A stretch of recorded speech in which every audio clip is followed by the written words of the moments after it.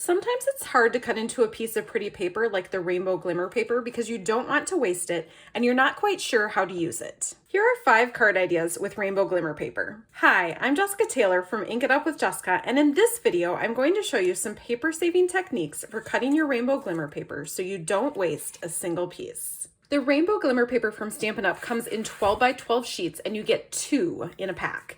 So I made all 5 of these cards from one 4-inch by 12-inch strip, and I'm going to show you how I did the cutting to save paper and make 5 cards.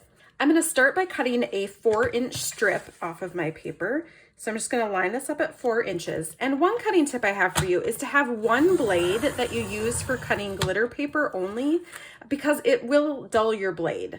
Sometimes I turn my glitter paper over and cut it upside down, but it did not work well with this rainbow paper.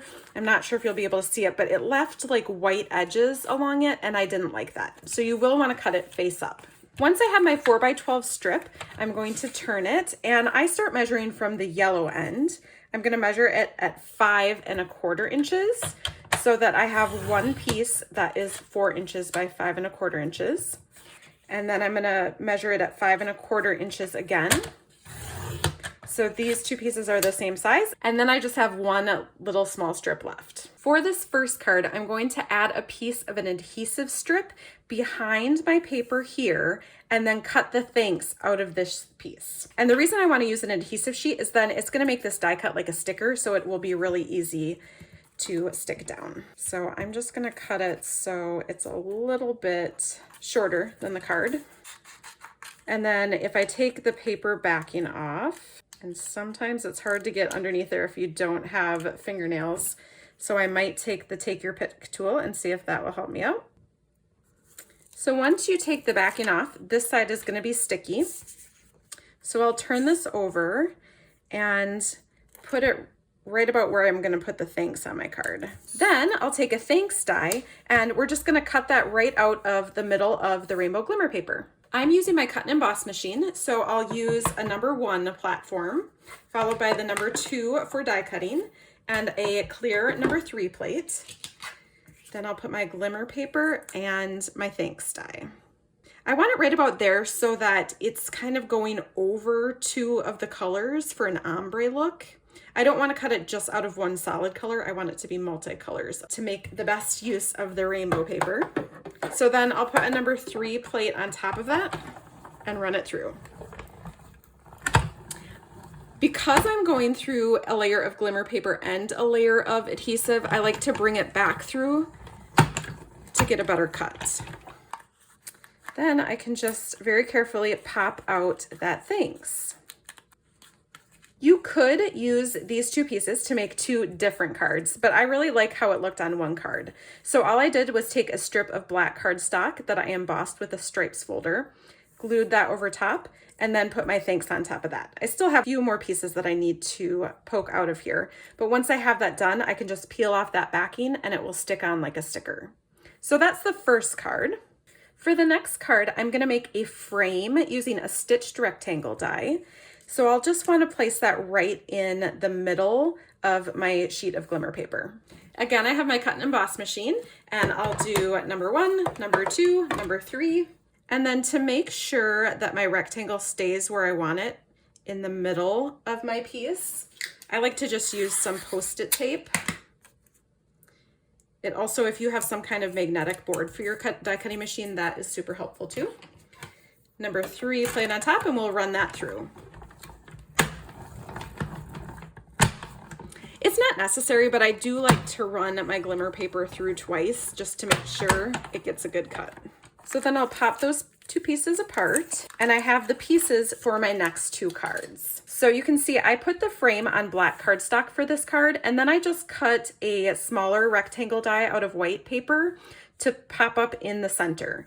If when you cut your frame, this doesn't cut evenly, then you might want to cut your piece bigger so that it covers the inside of this piece. So you can't tell that you cut it crooked, and then it just highlights the outer border. I used this inside stitched rectangle to make this card here, but before I put it together, I want to cut out the flower for this card. Again, I'm going to use my Stampin' Cut and Emboss machine with a 1, 2, 3. And then when I am thinking about where I want to place my flower, if you look at this card, I cut my flower out of the side over here, and then I just covered where I cut it out with my circle. So depending on where you want this piece to be on your card, you might want to cut your flower out right in the center. You might want it to be down here. Just think about how you want your flower to look, what colors you want to have on it, and also how you want to use this piece on a card. So I'll just go right about there, add a number 3 on top,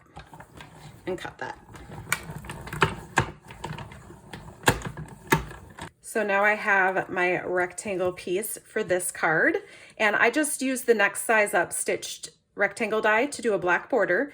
And then when you're putting your dimensionals on to pop up this piece, I put them in the center of the flower because sometimes glimmer paper does not hold adhesive, if that makes sense. Sometimes it will come and pop right off. So if you put your dimensionals in here, then they're going to stick to your cardstock base, or in this case, the black base, and keep your card together better.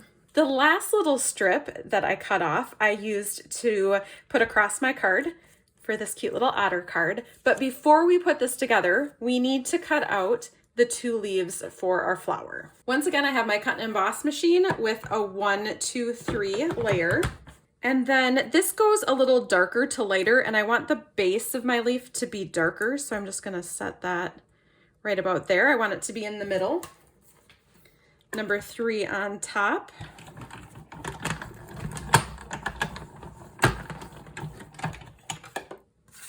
So there's 1, and then I'll cut the other one out right next to it.